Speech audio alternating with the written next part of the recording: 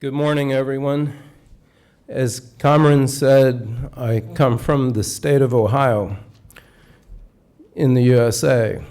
Ohio is a word from the American Indians, one of many things that they gave us. And Ohio actually means land of beautiful rivers. And makes me think, gee, did you guys take a look at that river? Have you ever seen the Ohio? Not so beautiful anymore. It used to be the land of beautiful rivers, but pollution and the after effects, consequences of human economic activity have kind of like altered that. 5 or 6 years ago, I was beginning to feel confident about making environmental progress. And then, the financial and economic crisis hit, and suddenly it is on the back burner in terms of policy. It makes me very sad. We watched a beautiful movie here in the beginning, and it does conjure up that image that we are killing this earth. And I remember one time I said to my students, do you care about killing the earth, about killing your mother? And they said no. My students at Wilmington, they're honest. They are honest. And I think that a lot of people, when asked that question, are going to say, well, of course we care. But the question is, do we, all of us, do we care enough to really change our behavior to protect this planet that we live on? Let me confront you with the reality of environmental destruction through the eyes of a Laguna Pueblo woman. Her name is Leslie Marmon Silko. She writes, in the 20s and the 30s, the loggers had come. They stripped the canyon below the rim and cut great clearings on the plateau slopes. The logging companies hired full-time hunters who fed entire logging camps, taking 10 or 15 deer each week and 50 wild turkeys in 1 month. The loggers shot the bears and the mountain lion for sport. And it was then the Laguna people understood that the land had been taken because they couldn't stop these white people from coming to destroy the animals and the land that they loved. Just think about what it means to watch everything you hold dear being destroyed. And that was the experience of American Indians. How many of you have seen the movie Avatar? Could you raise your hand?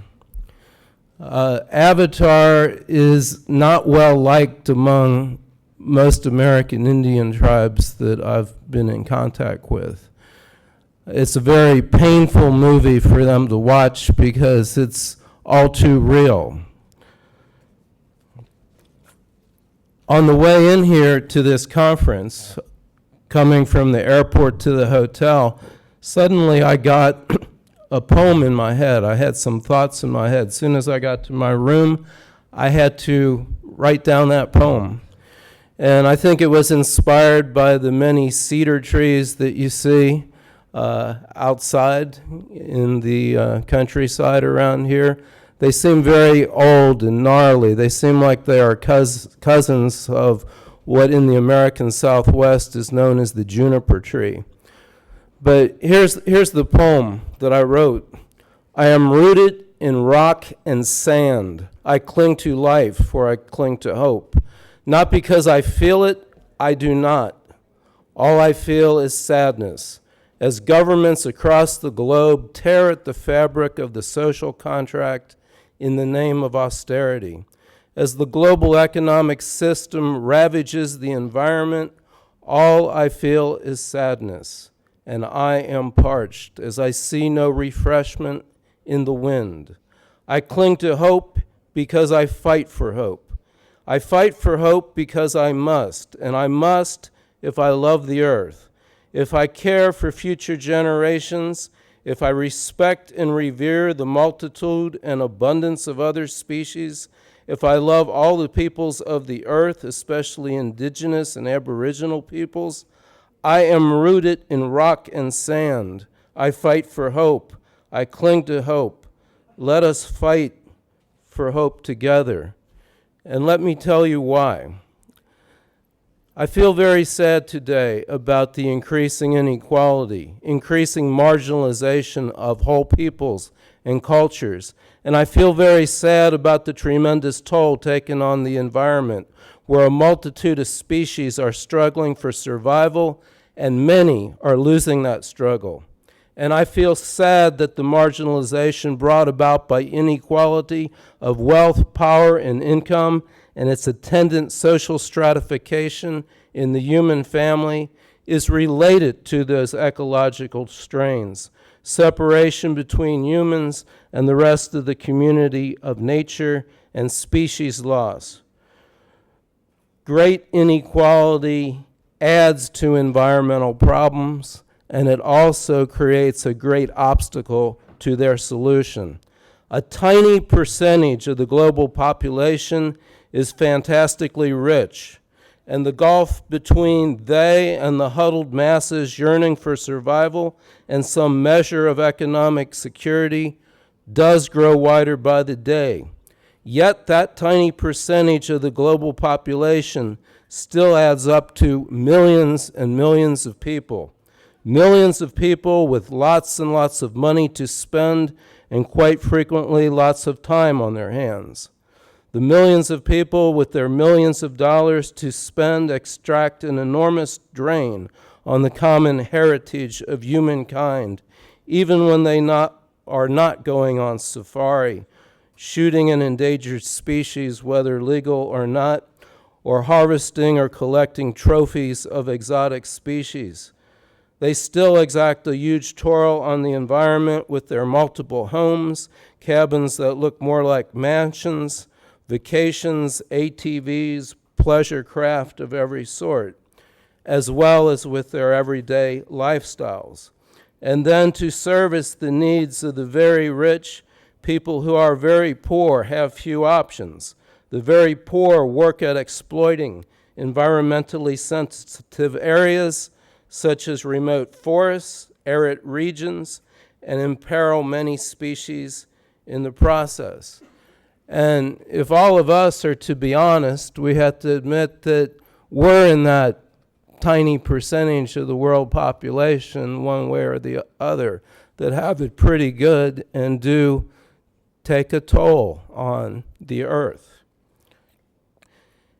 Economic security is necessary for the masses in order for strong ecological policy to be widely and continuously supported by the bulk of the population. An essential component of economic security needs to be government as the employer of last resort. There are so many jobs that we need people trained for that is not taking place.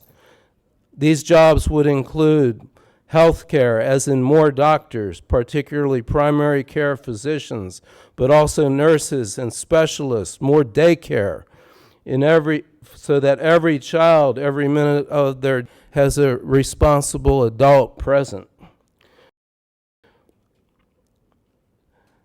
Also, greater transport of the ecologically friendly types and trash pickup, including recycling, access to communication networks such as internet and wireless. We shouldn't be relying on voluntary efforts to clean up the environment or for greater equality. These can be jobs, good-paying jobs, organized by governments at various levels. If we as a society decide to take the environment seriously, there is so much to do, and the market is not doing it, and it is in fact not capable of doing it. Governments across the world today, unfortunately, are being run by politicians, almost regardless of party affiliation, who seem determined to give us anything but economic security. Every semblance of economic security is imperiled by austerity, and the environment suffers accordingly because we don't have that broad support to really do things that matter. Sustainability is about future generations. Let me conclude on this note. Sustainability. You know, we talk about sustainable development, and too often times it seems like arcane discussion, arcane intellectual discussion of one type or another.